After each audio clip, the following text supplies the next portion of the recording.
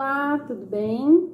Primeiramente, gostaria de agradecer a esse convite muito especial, né? Um convite da Universidade Federal de Catalão e para falar um pouquinho sobre esse tema, um tema tão importante e tão atual, né? Que é um tema que vai falar sobre a família, sobre os cuidados psíquicos da pessoa surda e, bem, tudo isso muito importante, muito interessante, principalmente agora que nós estamos vivenciando essa pandemia, esse isolamento social, né, devido ao coronavírus e o momento em que nós estamos cada vez mais ansiosos, estamos distantes das pessoas com quem nós gostamos de estar. Então, para começar essa palestra, eu vou falar um pouquinho sobre a minha trajetória, sobre a minha história, né? Como que foi a minha vida escolar, o meu trabalho, a minha vida também dentro da área do esporte, sobre o meu mestrado, o meu doutorado, também minha participação em teatros e vários outros segmentos que eu participo. Bem, o meu nome é Bruno e este aqui é o meu sinal. Eu trabalho na Universidade Federal da Bahia, né? Então, no estado da Bahia. Sou professor e tenho formação na área da psicologia no ano de 2011, né? Então, em 2011 eu me formei em psicologia e depois no ano de 2012 eu me formei também na Letras Libras pela Universidade Federal de Santa Catarina e também possuo pós-graduação na área do bilinguismo, educação de surdos e também tenho mestrado na Universidade Federal do Paraná. E devido ao ter passado em um concurso, tive que me mudar para a Bahia e hoje eu trabalho na Universidade Federal da Bahia e também faço doutorado nessa mesma universidade. Bem, como já disse antes, sou professor, né, da Universidade Federal da Bahia, também sou psicólogo e o meu foco hoje é no doutorado, por isso, infelizmente, eu precisei tirar um pouquinho do meu tempo para o esporte, mas como vocês podem ver nessa imagem, né, sou atleta, tenho experiência também na área do esporte. E aí é muito importante a gente começar a pensar na atuação da pessoa surda nos diversos espaços. E aí, né, hoje, então, dia 24 de setembro, 7 horas da noite, fazendo essa apresentação para vocês, né, através de um convite para o Setembro Azul da Universidade Federal de Catalão.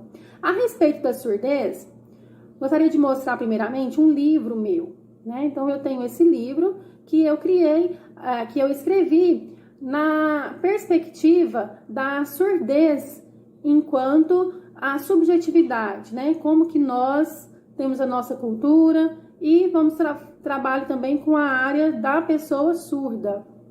A surdez, como que isso acontece, né? Como que a gente vai discutir linguística, política, e aí o que eu gostaria de explicar para vocês, né, é sobre isso, sobre como que esse controle da nossa, até mesmo da área da medicina.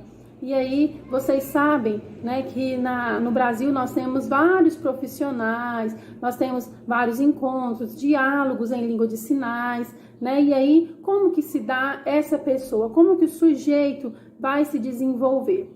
O ouvinte, né, nós sabemos que o ouvinte bilíngue é aquele ouvinte que sabe Libras, que sabe sobre a cultura surda, que tem conhecimento da identidade da pessoa surda. Então, tudo isso a gente começa a pensar, né? E aí eu gostaria de falar um pouquinho sobre a subjetividade, sobre a autoestima, sobre como que a pessoa surda ela vai se sentir dentro dessa questão de costumes passados com costumes atuais, né? Nós estamos vivendo, como eu já disse, a questão do isolamento social, o distanciamento social trouxe para a gente, de repente, uma mudança de hábito e foi uma mudança radical, porque costumes anteriores, né, hoje já são diferentes. Hoje a gente tem que usar máscara, nós precisamos ter a higienização adequada com o álcool em gel, ficar em casa. Então, nossos encontros, como, por exemplo, ir ao mercado, ir à farmácia, tudo isso se tornou algo restrito. Ir à academia, frequentar locais que antes era do nosso hábito, agora já é algo que nós não podemos mais fazer, né? E também, outro ponto muito importante, como que se dá? O desenvolvimento da cultura surda. Como que isso se dá? Através do diálogo, através de conversas, de contato com outras pessoas, através do sentimento de empatia, da subjetividade da pessoa surda. Então, tudo isso é muito importante, que o profissional, o psicólogo, conheça tudo isso, né? Ele precisa ter conhecimento desses aspectos para saber tratar para o cuidado psíquico da pessoa surda. E aí eu vou falar um pouquinho para vocês a respeito da causa da minha surdez, né? Porque aconteceu que depois que eu nasci, né, a minha mãe descobriu, né, minha família descobriu então que eu era surdo. Então, na verdade, até a idade de 12 anos. E aí me levaram ao médico, fizeram vários exames e então veio o diagnóstico da minha surdez. Eu estudei em escola, né? E aí eu vou mostrar aqui para vocês, ó. Eu estudei numa escola inclusiva, né? Escola de inclusão. Se chama Tia Paula, o nome dessa escola. E era uma escola para ouvintes. E eu era a única pessoa surda ali dentro daquela escola. Então eu sofria uma pressão muito grande, porque os professores ensinavam em língua portuguesa, não tinha intérprete de Libras. Então do meu primeiro, segundo, terceiro, quarto, quinto, sexto, sétimo, oitavo ano, sem intérprete de Libras. Até que eu mudei, né, de escola, fui para a escola Coração Sagrado. E aí mudei novamente, então, e aí ali eu tive uma nova surpresa, que foi a presença de um colega que também era surdo, e eu pensava, nossa, veja só, né, alguém assim como eu, uma pessoa surda, então tudo isso para mim foi muito bom, foi ter essa experiência, né, junto com um colega surdo, e ali também tinha intérprete de Libras. Então no primeiro, segundo e terceiro ano do ensino médio, eu tive o acompanhamento do intérprete de Libras. E aí, como vocês podem ver na imagem, então mais ou menos quando eu tinha a idade de 7 anos, comecei a treinar natação, né? Fui participar de vários campeonatos, tinha um professor, e aí esse professor, ele me ajudava, né, de acordo com gestos, ele fazia gestos, ó, me ensinava sobre a respiração, falava, vamos lá, corra. A comunicação era como se fosse uma marca nossa, né, é algo que marcou para mim, porque apesar de não saber Libras, mas a gente tinha comunicação, o professor fez questão de me ter como seus alunos, e aí eu tive um sucesso, eu considero que eu tive sucesso. Também ciclismo, né, pratico ciclismo, atletismo, e depois eu gostaria de mostrar para vocês alguns amigos que tiveram grande influência no esporte para mim, mais para frente eu mostro para vocês. Bem, como que nós vamos aprender a língua de sinais? Como que se dá essa aquisição? Primeira coisa, né? Primeira marco é isso aqui, ó. Quando aconteceu um dia em um ginásio, né? Eu estava em um ginásio para uma competição e aí eu vi a cor vermelha e a cor preta, né? E aí eu estava ali e de repente eu vi a minha mãe estava junto comigo. E aí eu comecei a aprender um pouco de Libras, né? Foi quando eu comecei a ter um pouco de noção, mas antes disso, né? Eu não conseguia comunicar com a voz, mas antes disso, o que aconteceu para mim foi um ato marcante. Um dia eu estava caminhando, né, nesse dia, em um ginásio muito bonito, e aí eu estava caminhando, e aí de repente uma pessoa me mostrou a cor vermelha e fez o sinal de vermelho, como se fosse uma luz, né? Uma luz forte. E aí eu fiquei olhando aquilo ali e falei, poxa, vermelho. E aí eu comecei a apontar para coisas vermelhas. E aí as pessoas falavam, isso mesmo, é vermelho, isso, parabéns. E aí nesse momento, então, eu entendi. E aí eu fui aprendendo cores, né? Branco, a árvore. Foi como se fosse uma descoberta. Eu fui adquirindo a língua. Comecei a descobrir um mundo novo. Tudo para mim parecia novo. Eu descobri que as coisas tinham sinais. Então, eu aprendi nome, fui aprendendo, fui adquirindo a língua. Então, para mim foi marcante quando eu descobri a cor vermelha. E aí, eu gostaria de agradecer especialmente a essa pessoa, né? O nome dela é Ellen e o sinal dela é este, porque ela foi uma pessoa muito importante para mim, que sempre me acompanhou, né? Uma amiga muito especial. Então a ela eu devo muita gratidão, porque ela trabalhou comigo muito a respeito de contação de histórias, ela fazia esses desenhos em quadrinhos e eu comecei a aprender até mesmo a língua portuguesa. A Ellen, ela tem formação na área de histórias. E aí eu gostaria de falar um pouquinho com vocês a respeito da minha vivência na escola, né? Tia Paula. A escola Tia Paula, aquela primeira escola que eu falei para vocês que eu estudei. E aí, nessa escola, eu tive um contato muito interessante, que foi justamente com essa professora que aparece aí na imagem comigo. Por quê? Ali as pessoas, né, falavam em língua portuguesa. O ensino ali era baseado na língua portuguesa, as discussões eram em língua portuguesa, e para mim aquilo acabava sendo um pouco confuso. E aí, essa professora aí, este aqui é o sinal dela, né, foi um sinal que inclusive eu dei.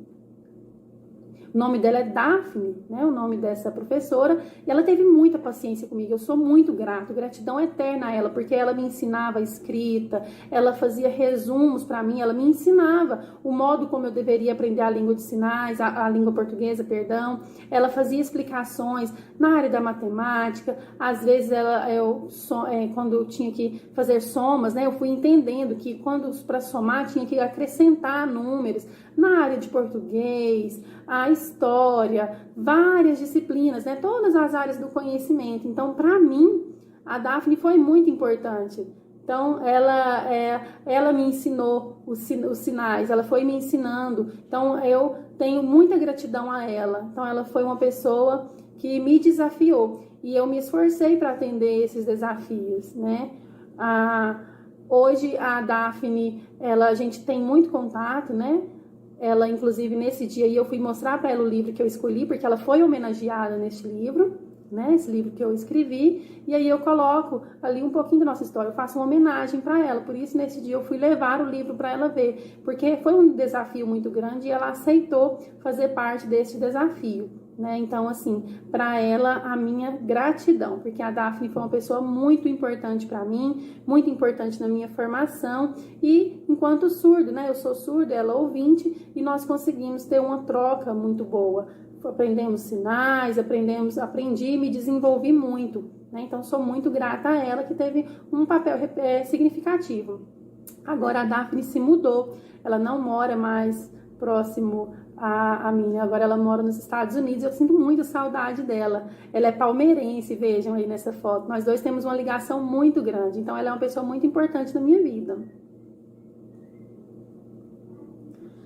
Bem, aqui eu mostro para vocês quando eu me formei em psicologia, muito difícil, porque eu conciliei 2 formações ao mesmo tempo, né? Passei no vestibular para psicologia no ano de 2007, comecei a estudar, e aí finalizei. Depois, quando eu estava 1 ano só cursando psicologia, tive então o edital e pensei, nossa, eu quero aprender, quero fazer também o curso de Letras Libras, né? E aí via que ali tinha intérpretes de Libras, né, no curso de Letras Libras, e eu pensava, nossa, eu preciso esforçar bastante para entender as matérias, as disciplinas, tanto do curso de psicologia. Então ali eu tinha algumas dificuldades, né, não era fácil, porque eu precisava escrever a língua portuguesa nas provas do curso de psicologia. E aí, no ano de 2007, eu entrei para o curso de psicologia, passei no vestibular, e aí um dia eu vi ali, né, aquela proposta pro Letras Libras. E aí em 2008 eu comecei então a estudar no curso de psicologia, né? Então ali no curso de psicologia era eu e mais um surdo, né? Então nós éramos 2. E nós 2 fazíamos as atividades juntas, né? E a gente era interessante porque os professores chegaram para dar aula, e quando os professores chegavam e falavam assim, como assim? Surdo, né? Vocês são surdos e vocês vão aprender, estão no curso de psicologia, vocês têm certeza? E aí, vocês não estão errados? Não. Vocês não têm que estar no curso de Libras? Não, aqui é o curso de psicologia, e tudo aquilo foi dando uma ansiedade pra gente, né? A gente ia ficando com várias dúvidas, e as pessoas ficavam assustadas também quando eles descobriam que eu fazia psicologia concomitantemente ao curso de Letras Libras. O curso de psicologia ele era presencial, enquanto o curso de psicologia era à distância, então eu conciliava ali, né? O tempo foi passando, fui me esforçando bastante, E aí, nas disciplinas, eu esforçava muito, acabava que era tudo muito trabalhoso para mim, porque eu precisava dar conta dos conteúdos, tanto do curso de psicologia quanto do curso de letras libras, né? Então, no letras libras, a gente tinha que postar atividades, foi muito trabalhoso, mas eu tive um bom desempenho, considero que eu tive um bom desempenho, né? Nós tivemos intérpretes de Libras, faziam ali o revezamento, trocavam de intérpretes de Libras, então tudo isso para mim, né, durante esses 4 anos, foi muito importante. E eu trabalhava na Volvo, daqui a pouco eu vou mostrar para vocês uma imagem, então tudo isso ainda trabalhando, né? Foi um esforço muito grande, não foi fácil, até que finalizei os 2 cursos de graduação.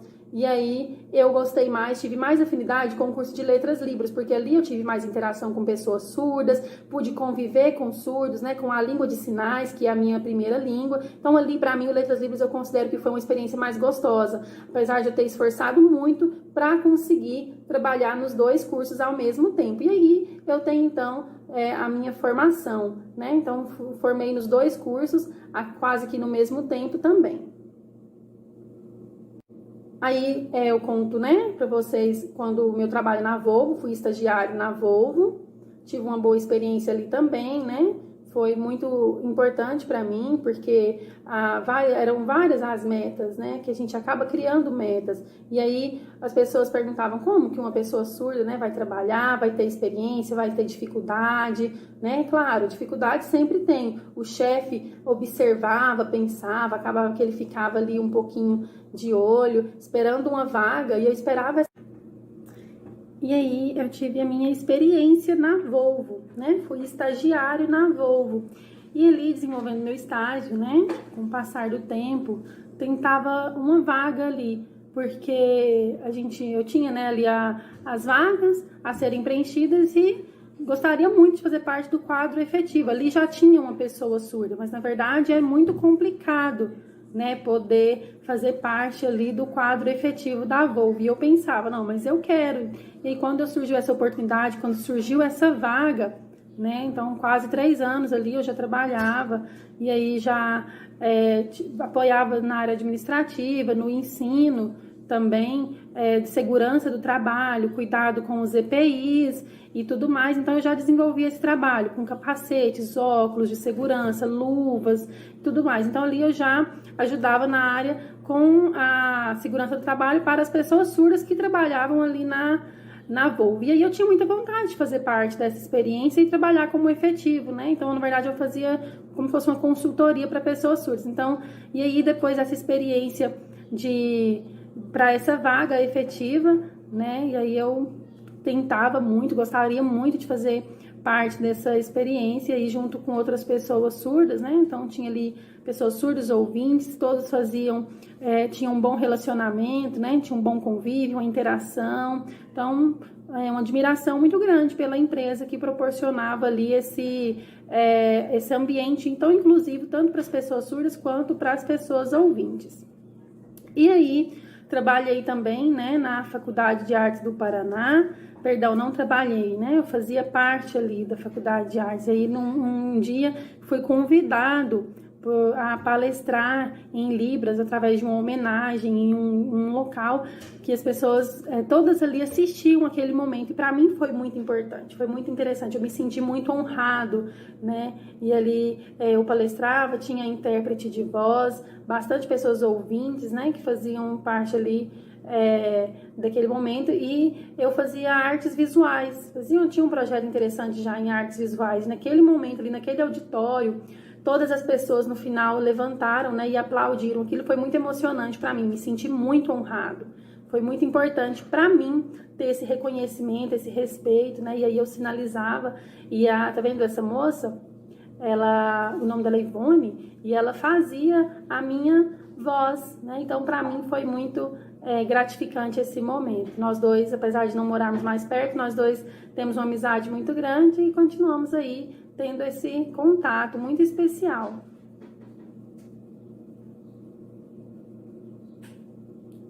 Também vou resumir um pouquinho para vocês a respeito, né, da minha vida no esporte. Então, eu já falei para vocês um pouquinho sobre a natação, ciclismo, né, atletismo. Tá vendo na foto? Eu tenho a minha amiga Raquel, este é o sinal. e Reinaldo. Os dois são grandes amigos meus, né? Esse é o sinal dele. Então, a Raquel, eu sou muito grata a ela por essa experiência, por ter me ajudado, ter me influenciado, tanto na área do esporte, me mostrado, né, as técnicas, como que se faz ali, primeiro na natação, depois no ciclismo, e ela é uma pessoa que foi muito importante para mim, né, que me ajudava e me treinava bastante, me dava várias dicas e eu fui aprendendo com o tempo. Então, para mim, foi tudo isso muito importante, muito bom, e eu agradeço muito a influência que os dois tiveram na minha vida. E aí, gostaria de falar para vocês um pouquinho também, porque, né, todo esse tempo que eu fiz parte do esporte, tenho muito que agradecer a esses dois amigos meus, né, que foram pessoas muito importantes na minha vida, na minha prática esportiva. Ele também, né, é uma pessoa muito experiente, meu amigo, e aqui tem uma foto minha, né, fazendo ciclismo, vejam, tem essa foto, né, essa foto é de um campeonato, que foi um campeonato muito interessante, porque eu participei deste campeonato e a gente sempre fica pensando, né, nesses desafios, nessa força que a gente tem no momento ali da adrenalina. E aí eu consegui ter uma calma muito grande, né, vejam, né, como psicólogo, consegui ter administrar os meus sentimentos.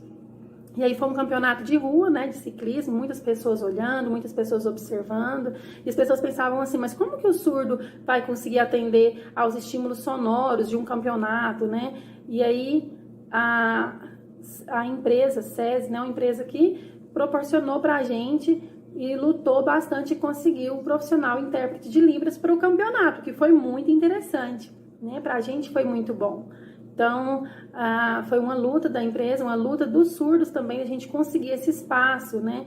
E aí, recebendo o troféu, e ali tinha a presença do intérprete de Libras. Então, para mim, foi muito bom, muito gratificante poder participar de um campeonato inclusivo com a presença de intérprete de Libras. Por isso é importante a nossa luta, né? Que nós vistamos a camisa, que nós tenhamos o empenho das pessoas, né?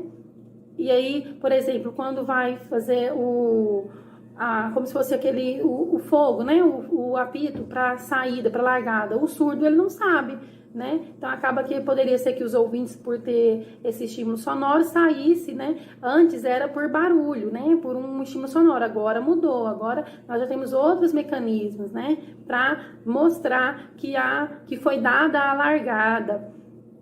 Então, para a gente, para o surdo, é muito importante essas adaptações, né? Que o mundo seja menos ouvinte e mais voltado para as pessoas surdas. Essa foto aí retrata um momento muito emocionante da minha vida.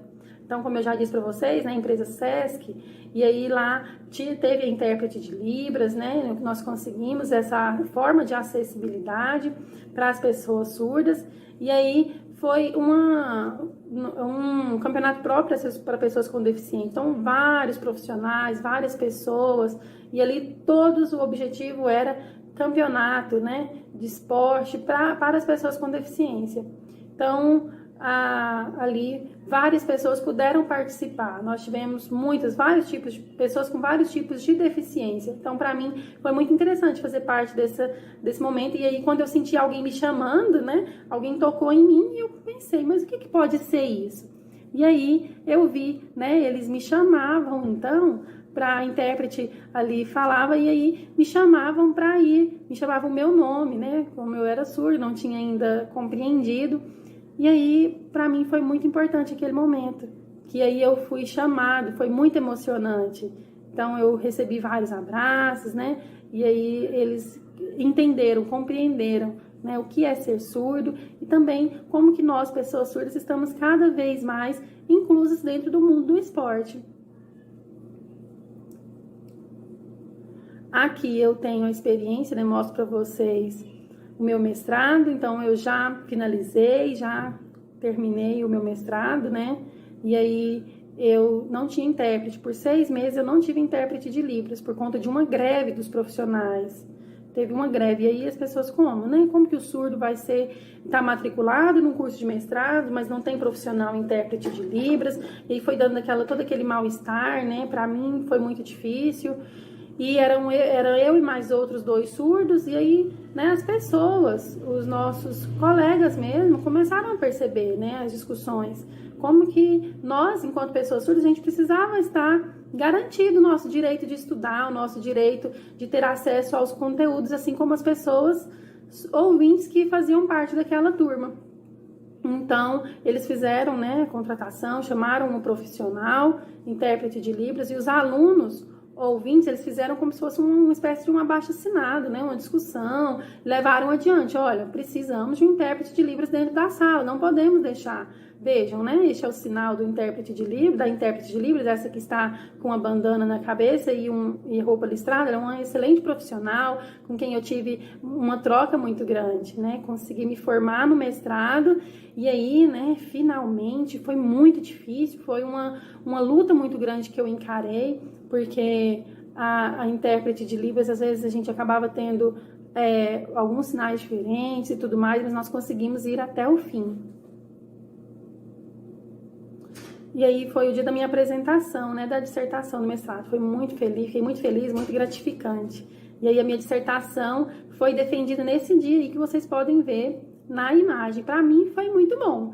Fiquei muito feliz, né, de ser uma pessoa surda, ver essas pessoas e narrar um pouco do acontecimento, né, imaginar que a minha dissertação, o tema é voltado para a pessoa surda, explicando de um modo mais profundo a questão fiz a coleta de dados para a minha pesquisa, tive a participação de várias pessoas surdas, né, pude entender um pouco do que aconteceu na trajetória, sobre os preconceitos, as discriminações que essas pessoas sofreram ao longo da sua vida escolar. Então, nós estudamos também a respeito sobre o implante coclear, né, os surdos implantados, a respeito da aquisição da língua de sinais, os surdos que usam o implante coclear em detrimento dos surdos que fazem uso da Libras. E aí, como que se dá todo esse processo dentro de uma escola bilíngue? Então, foi uma luta muito grande que nós fizemos, né, que nós tivemos, para conseguir coletar esses dados, fazer análises e, por fim, né, finalizar uma pesquisa.